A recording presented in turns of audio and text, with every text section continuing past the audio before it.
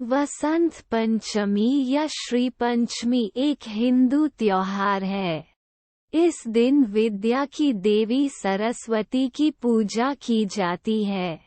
ये पूजा पूर्वी भारत, पश्चिमोत्तर बांग्लादेश, नेपाल और कई राष्ट्रों में बड़े उल्लास से मनाई जाती है।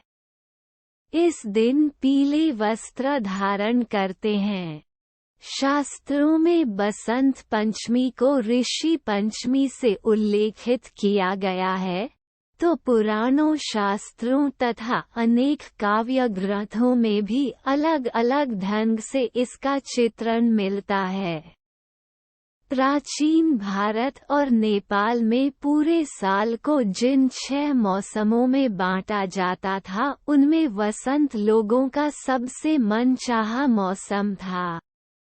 जब फूलों पर बहार आ जाती, खेतों में सरसों का फूल मानो सोना चमकने लगता, जौ और गेहूं की बालियां खिलने लगती, आमों के पेड़ों पर मांझर, बौर आ जाता और हर तरफ रंग बिरंगी तितलियां मडराने लगती।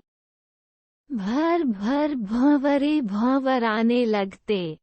वसंत ऋतु का स्वागत करने के लिए माघ महीने के 5वें दिन एक बड़ा जश्न मनाया जाता था, जिसमें विष्णु और कामदेव की पूजा होती है।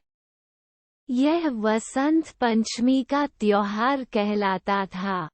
वसंत पंचमी कथा उपनिषदों की कथा के अनुसार सृष्टि के प्रारंभिक काल में भगवान शिव की आज्ञा से भगवान ब्रह्मा ने जीवों, खासतौर पर मनुष्य योनि की रचना की। लेकिन अपनी सर्जना से वे संतुष्ट नहीं थे। उन्हें लगता था कि कुछ कमी रह गई है, जिसके कारण चारों ओर मौन छाया रहता है। हालांकि उपनिषद व पुराण ऋषियों को अपना अपना अनुभव है, अगर यह हमारे पवित्र सत ग्रंथों से मेल नहीं खाता तो यह मान्य नहीं है।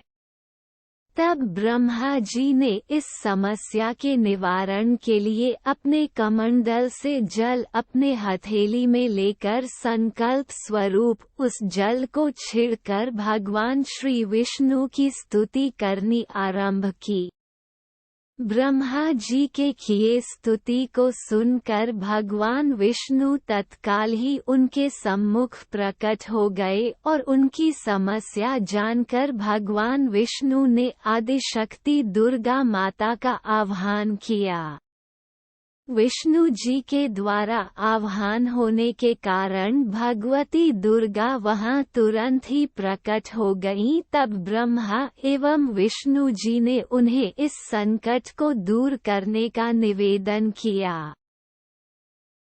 ब्रह्मा जी तथा विष्णु जी बातों को सुनने के बाद उसी क्षण आदिशक्ति दुर्गा माता के शरीर से श्वेत रंग का एक भारी तेज उत्पन्न हुआ, जो एक दिव्य नारी के रूप में बदल गया।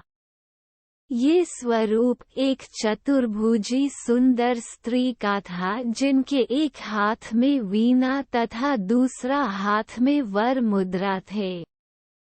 अन्य दोनों हाथों में पुस्तक एवं माला थी। आदिशक्ति श्री दुर्गा के शरीर से उत्पन्न तेज से प्रकट होते ही उन देवी ने वीणा का मधुर नाद किया, जिससे संसार के समस्त जीव जंतुओं को वाणी प्राप्त हो गई। जलधारा में कोलाहल व्याप्त हो गया। पवन चलने से सरसराहट होने लगी।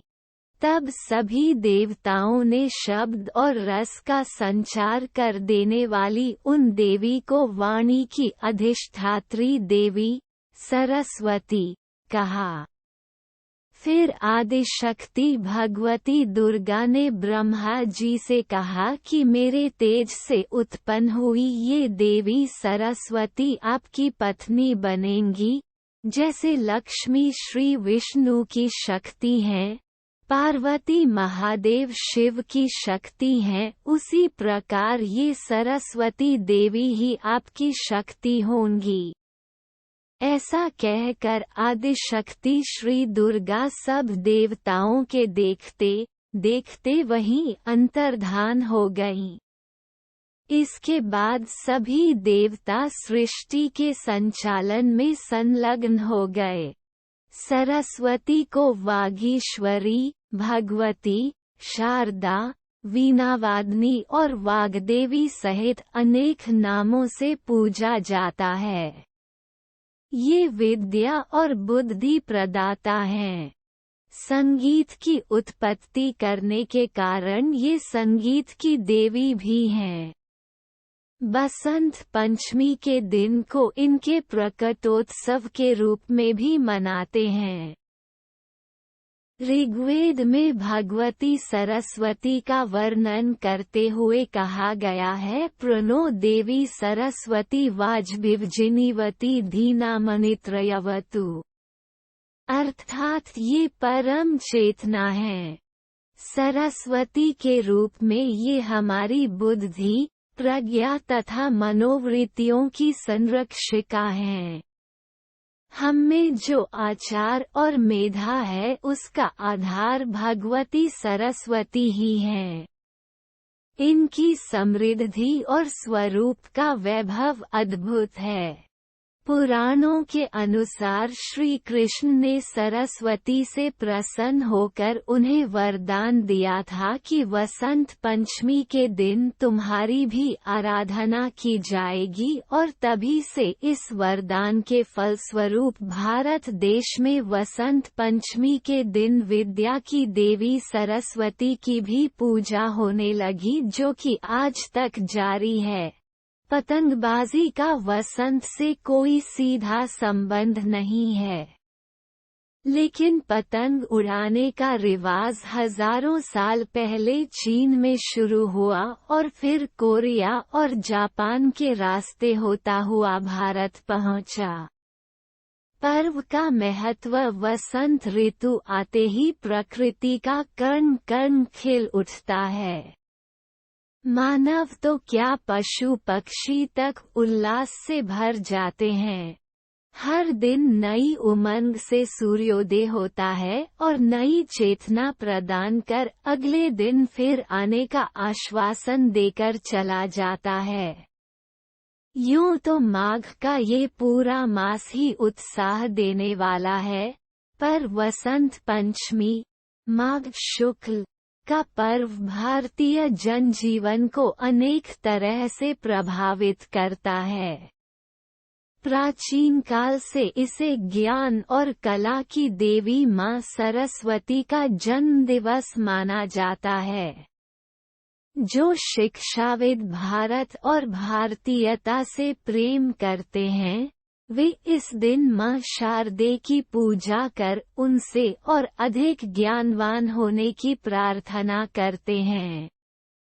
कलाकारों का तो कहना ही क्या, जो महत्व सैनिकों के लिए अपने शस्त्रों और विजयादशमी का है, जो विद्वानों के लिए अपनी पुस्तकों और व्यास पूर्णिमा का है, जो व्यापारियों के लिए अपने तराजू, बाट, बही खातों और दीपावली का है, वही महत्व कलाकारों के लिए वसंत पंचमी का है।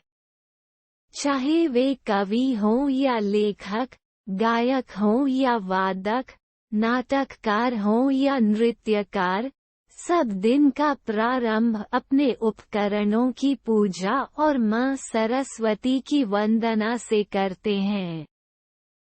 पौराणिक महत्व इसके साथ ही यह पर्व हमें अतीत की अनेक प्रेरक घटनाओं की भी याद दिलाता है। सर्वप्रथम तो ये हमें त्रेता युग से जोड़ती है। रावण द्वारा सीता के हरण के बाद श्री राम उनकी खोज में दक्षिण की ओर बढ़े। इसमें जिन स्थानों पर वे गए, उनमें दंडकारण्य भी था। यही शबरी नामक भीलनी रहती थी। जब राम उसकी कुटिया में पधारे, तो वह सुध बुध हो बैठी और चख चख कर मीठे बेर राम जी को खिलाने लगी।